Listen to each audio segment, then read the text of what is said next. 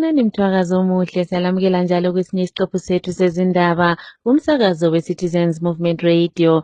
Namhlanje kungumvulo zimbili kuMbimbitho ngomnyaka ka-2026. Indaba lezethulelwa ngikhethiwe Chuma.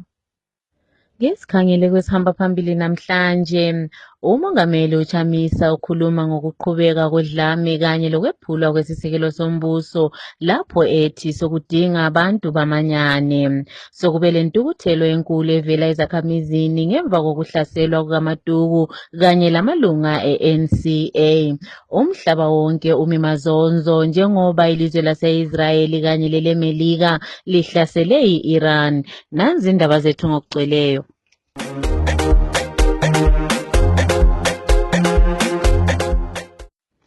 Umongameli wabantu Advocate Nelson Chamisa usethule inkulumo lapha asole kakhulu ukuhlaselwa ngesihluku lokushaywa kanye lokwethuselwa ngodlame ebantwini ikakhulu labo abasola ukujinjwa kwesisekelo sombuso. Uye wathi lokhu kuhlaselwa sonto ephongwenziwa mahlayana nje kodwa kuqoqwa ngohulumende ukuze ethusele izakhamizi lezo ezikhuluma ziphikisana lokujinjwa kwesisekelo sombuso ngokwehlandla lesithathu.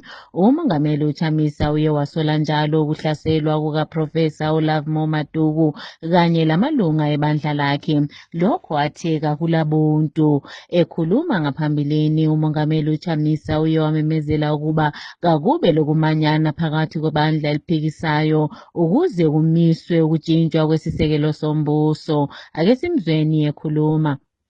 Kwaziwayi kumathimana enyika ngiyalibingelela lonke abathandekayo bami. Ndinokukhwasa imose twalumba nemitauro yakasiyana-siyana. Ndinotenda kuti ndinokuwanai muri pakanaka.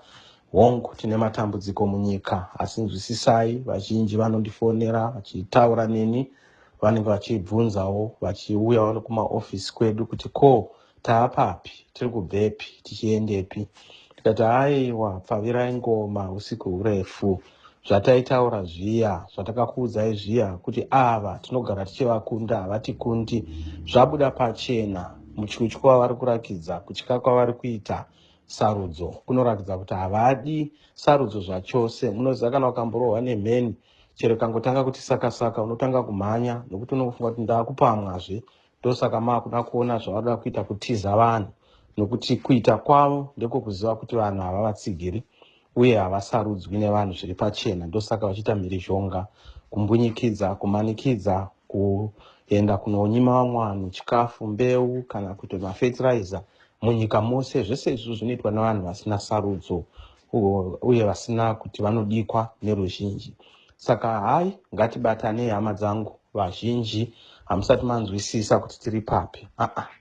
Garai muri kuronga kwese kwatiri munharaunda. Tiri muurongwa izvozvi kuronga kuti tinge tichipinda munzvimbo dzakasiyana-siyana kumativi mana enyika. Toda kuti kwese ive hoche-koche, mulunge-lunge, kwose rive dande-mutande, dembu-tembu, nokuenda kwese umulembo, zeve-zeve rifambe, ukunyenyeza, sinyenyeza elizwe lonke. Tichienda kwese kuti munhu tinzwe pfungwa dzenyu, tichinzwawo pfungwa dzinobva kumwe, dzichibatana pamwe chete, dzosimbaradzwa. Takabatana hatikundike. Nyika haikwani muhomwe kana musamba yeunhu umwe chete. Nyika haisi yemunhu umwe chete. Nyika haisi yebato rimwe chete. Nyika ndeyedu tose sevana vemuZimbabwe.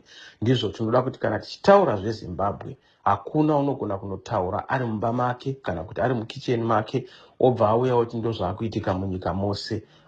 Izvozvo tinoramba. Zvese zvikuda kuitwa izvi zvokutyora bumbiro senzimbe, taramba.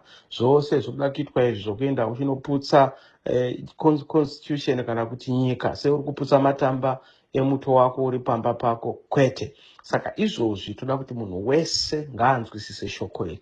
Tibatane, tifambidzane, tigadzidzane pfungwa nokuonesana. Takabatana chete hakuna chinoitika tisingabvumirani. Tine kodzero dzokuti tinge tichiratidzira, tine kodzero dzokunge tinge tichisumudza iwo moto nemwenje werusununguko munyika medu nguva yakwanaka. Izvo zviri kuitwa izvi hamuoni kuti Mwari watirangarira? Dzawira muswandaka, dzauya dzega, vauya pavangaifanira kunge vari pokuti vazviratidza. Chine manenje hachifambisi. kuti mavara acho aonekwe. Zvino mavara maaona zvaitaurwa zviya kuti tauya nemufaro, tauya nerusunungo, hakuna. Dzanga dzingova nhema, nokuti kazhinji mimba haigoni kurerwa nhema, chero kati haipo mazuva yasvika inongoponwa. Saka maakuona zvinhu zviri pachena, mamiriro akaita hama dzedu idzi. Taakuchida kuti tose manje tibatane, tose tifambidzane, one people, one nation, one vision. Hakuna nyaya yekusasarudzana kana kutarisana nezvemapato haashandi apa, panoshanda nyika. Munhu wese toita chinhu chimwe chete, kuti nyika yedu inake, nyika yedu ifambe zvakanaka. Ndo shoko riri kuuya iroro. Ndo zvatinoda kuti munge muchiita kunzvimbo dzakasiyana-siyana, tirambe takabatana. Veduwe, musavhunduka, musaramba muchinetseka. Uyu watiri kurwa naye uyu takakunda kare. Ndosaka muchiona dzangova mviro, kungova nharo chete, kungoramba, asi aiwa yangova pfari-pfari, kupfina-pfina. Ndozvinoita kwese kana donge ropfuura rooneka. Asi rinogona kunge rino kupfina kwakaoma, nokuti last kick chaiyo yedhongi nedhying horse haisi yokutamba naye, asi takashinga, takabatana kuti chapwati chinobva kudenga, Mwari wedu uri mazviri, iri tisiri pazviri. Chapwati chinobva pasi kwamuri, tichiwirirana, tichibatanidzana, zvinhu zvedu zvinofamba zvakanaka. Ngatibatanei vana veZimbabwe, batanidzana, tichiwirirana, tichisimbisana kuti tiende mberi. Nyika yedu inogona chete kusunungurwa tabatana, taonesana, tafambidzana pamwe chete, murudo, murunyararo, mwenje werudo wobata, mwenje werusununguko wobata, mwenje wekugara zvakanaka nekusa ruzhinji wobata, mwenje wobudiriro nemufaro wobata. Sekulentukuthelo enkulu evela emphakathini ngemva kokuhlaselwa komthungameli webandla le-National Constitutional Assembly NCA uLovemore Maduku kanye lamalunga ebandla lakhe. Izakhamizi ngokwehlukana kwazo ngezepolitiki ziveze ukukhathazeka ngokuhlaselwa, lokho kucatshangelwa ukuba kwenziwe yilabo abasebenzela uhulumende. uMaduku namhlanje uye wabalengxoxisana labezindaba lapho abekhuluma ngodlame lolu, kanti njalo uye wathi lokhu kakuzukumvimba kanye lenhlanganiso yakhe ukuba bavimbe ukujintshwa kwesisekelo sombuso ngokwehlandla lesithathu. Ake sizweni ingxenye yenkulumo yakhe. Going forward, the NCA has been in this game for a long time. We believe that there must be a genuine people-driven constitution for our country. Genuine people-driven constitution. That was our stance all along. Now what we are not stopping. These people know that we would not obviously be intimidated in silence. They know it. They know that also we believe in what we are standing for. So what they did yesterday is just outright torture, outright brutality. If you go by international standards now, it's a meaningless abuse of power. Just beat for the love of that process. So we are not stopping anything. We will be at the forefront as an organization of opposing Constitution of Zimbabwe Amendment number 3. We will be opposing it. I can assure the nation that that bill will be defeated. Now I need to make sure that people realize that the defeat would come perhaps sometimes not as early as the one, but it will ultimately be defeated. If evidence of defeat is that there will be elections in 2028. There is not going to be a 2033. There is not going to be the nonsense of saying if you are elected in 2023 and you are a councillor, you remain and say, and I will remain there. You are an MP, you remain there, and I will remain there. You are the president, you say, and I will remain there. That is not going to happen. So that is what. So what we will do, let me be clear again, because I said that before. The first thing is what we are doing. We are mobilizing people, telling them what this bill is all about, what we can call mobilization and civic education. So that is point number one. Just exchanging information with people like we were doing. That's number one. Number two, we will use legal mechanisms available to stop. We also want other institutions of state to play their part. We are citizens. Because this is about law. It's clear that the law will not allow what they have done. We want to test it. So there will be several legal challenges. And if we are lucky, the court will stop this thing earlier than the process. But fighting through the court is also going to go all the way.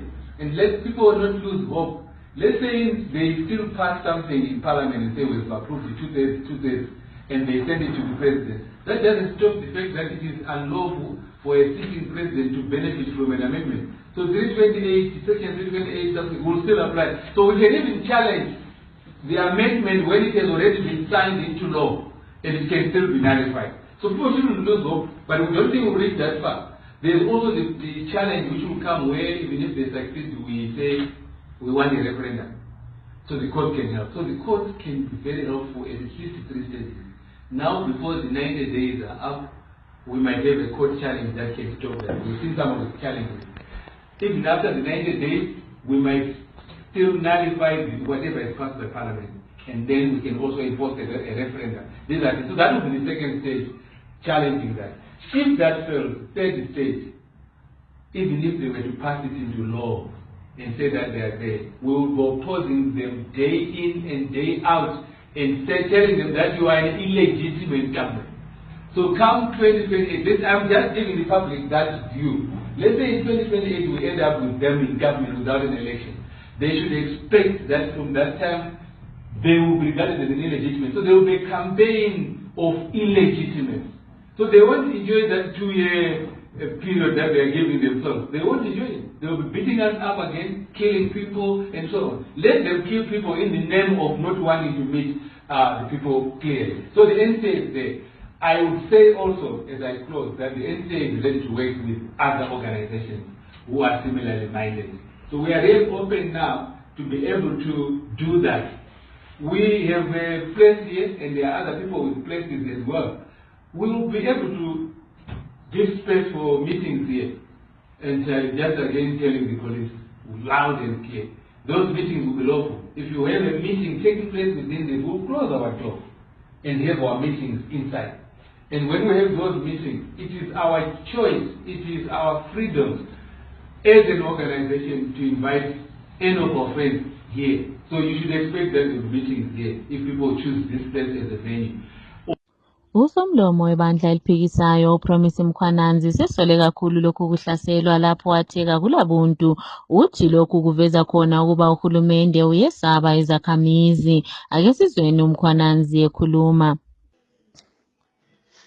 Izolo ilizwe lethuke kakhulu ke libona udaba lokuhlukuluzwa okunzima uku-attackwa usikhwiqamfundo uadvocate uprofessor Lovemore Maduku lo ke ohlaselwe kabi izikliwi zeZANU-PF sithi thina hayi singethuki asibambaneni okwenziwe kuMaduku lokho kuyasivuse emakhanda ukuthi sivuke sibone ukuthi abantu esizama ukusebenza laba ngabantu abanjani lapha esesifike khona isibangesikiso lesi akusenani ukuthi wena ubungubani ungubani ubungwangaphi asibambaneni ndawonye sibe lengqubela phambili empini yethu yokumeka sure ukuthi isisekelo sombuso welizwe asitshintshwa asidlaliswa senziwa ngaso amatope okungekho emthethweni ngumnumzana ke umnankagwala abanye bakhe.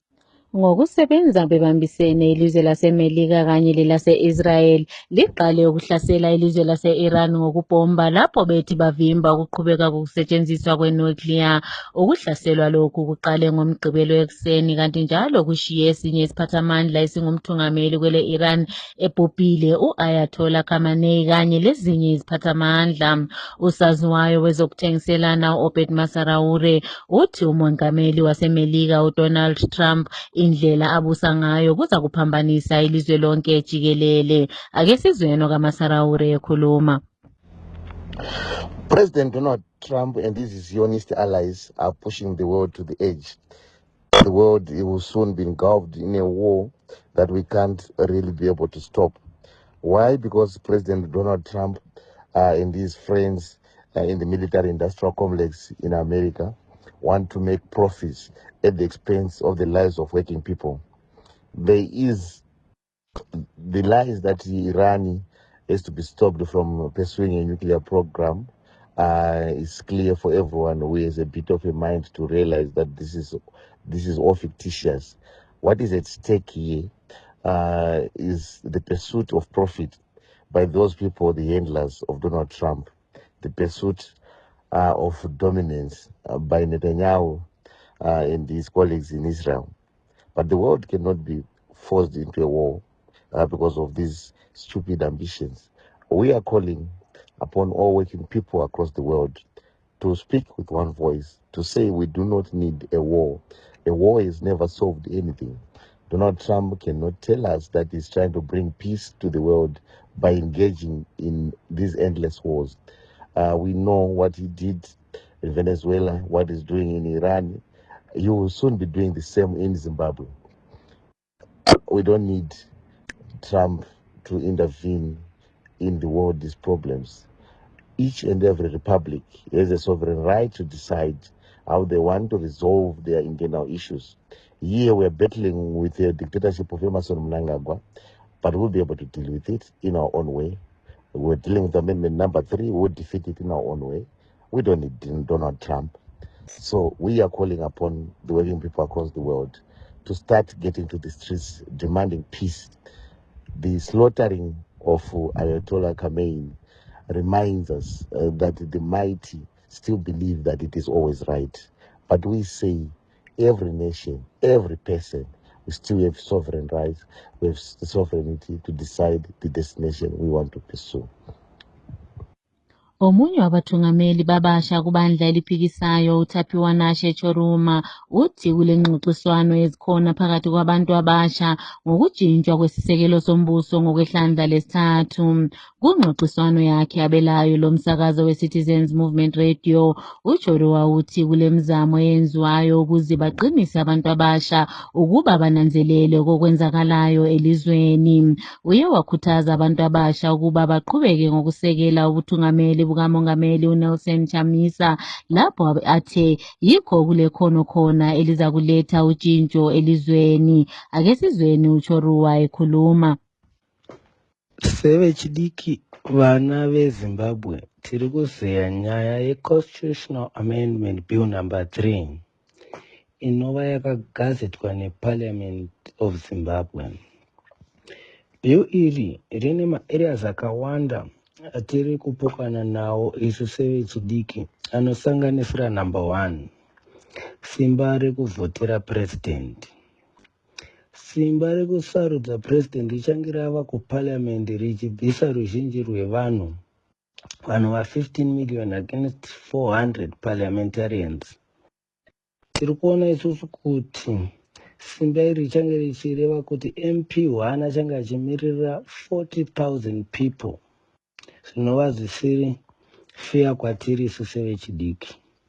Number 2, term extension. Tiri kuona zvakare kuti muna 2023 takasarudza maparliamentarians, macouncillors napresident for a 5-year term, asi iko zvino varoda kuextenda to 7-year term. Zvinoreva izvo kuti kushora muvhoti akavhota 2023. Saka what's the way forward, sevechidiki? Our only way forward is to support the vision of President Advocate Nelson Chamisa, nokuti ndiye munhu chete anotya kodzero nebumbiro remutemo yemuno muZimbabwe. Usodolopho wakobulawayo uDavid Coulter usesole kakhulu amapholisa ngokuba ngombaxambili ngokuvimba imihlangano yebandla eliphikisayo ngesikhathi esifananayo evumela ibandla leZANU-PF ukuba iqhube imihlangano. Inkulumo yakhe iza ngemva kokuba amapholisa evimbe umhlangano webandla eliphikisayo ele-NCA, kanti njalo baye bavimba njalo ukusungulwa ngokusemthethweni kwenhlanganiso ye-Constitutional Defenders Forum ngempelaviki. Okumangalisayo ukuba ibandla leZANU-PF libambe umhlangano wabo ePCC lamalunga abo avela kundawo ezishiyeneyo zelizwe bengaphanjaniswanga ngamapholisa. Omela iChipinge South edalele parliamente umhlonitshwa uClifford Hlatshwayo uthi kuyakhathaza ukuba ngemva kweminyaka engama-46 ilizwe lathola uzibuse, izakhamizi zilokhu zingenelisi ukuthola amanzi ahlanzekileyo ukuba banathe. Umhlonitshwa uHlatshwayo uthi esabelweni sakhe kanye lemaphandleni izakhamizi zinatha amanzi angahlanzekanga asuka emadamu kanye lemfuleni. Ngesenzo esihle senziwe ngumhlonitshwa uHlatshwayo uye wagebha izibholani esabelweni sakhe lezi ezisebenza ngamandla avela elangeni, njalo uhlose ukuba agebhe izibholani ezingaba ngamakhulu 450 esabelweni sakhe. Unozindaba uGideon Matsikatize uye wancitshwa isibambiso ngumantshi wenkantolo yaseHarare namhlanje, kanti njalo icala lakhe lidluliselwe phambili mhla zili-17 kuyona le nyanga. uMatsikatize wetheswa amacala okukhipha imilayezo eyingozi emakhasini akhe awebulawayo 24. Uye wetheswa njalo icala lokusebenza engelayo imvumo evela kuZimbabwe Media Commission. Umculi weZim-Dancehall uWinky D uye waqinisekisa njalo ukuba nguye untandokazi ebantwini kwezomculo ngemva kokuba ethole isicoco seNational Arts Merit Award kuntandokazi yabantu ngokwehlandla leshumi njalo emcimbini obubanjelwe eHarare International Conference Center ngempelaviki. Ngesikhangele kwezemidlalo, iqembu lenguqu labomama eleNamibia izolo linqobe iSouth Africa 2-1 ukuze liwine isicoco seCOSAFA Women's Championship Trophy. iZambia yona ithethe ihlandla lesithathu ngemva kokuba inqobe iZimbabwe 3-1. Abadlali baseZimbabwe abadlala ngaphandle kwelizwe baqhubeka ngokudlala kuhle. Umdlali wama-Warriors odlala phambili uThawanda Jethro Maswanise uhlohle amagoli amabili kwiqembu lakhe leMotherwells ukuze bawine 2-0 ngesikhathi besidla iDande United kuScottish League. uMaswanise nguye ohamba phambili ebantwini abahlohlayo esethole amagoli ali-16. EFrance umsekeli wamkakapteni wama-Warriors uMarshall Munetsi uhlohle igoli elenze iqembu labo leParis FC lanqoba iNice 1-0. Kwemidlalo ye-English Premier League edlalwe ngempelaviki, abathungamela phezulu i-Arsenal inqobe iChelsea 2-1 izolo ukuze bathole amaphuzu amahlanu njalo lokhe bephezulu. Nansi eminye imiphumela yemidlalo edlaliweyo. iWolves 2, Aston Villa 0, Leeds 0, Manchester City 1, Liverpool 5, West Ham 2, Manchester United 2, Crystal Palace 1, Fulham 2, Tottenham 1, Bournemouth 1, Sunderland 1, Newcastle 2, Everton 3, Burnley 3, Brentford 4. Ukuziphetha lezi indaba kumsakazo weCitizens Movement Radio, nanze besihamba phambili.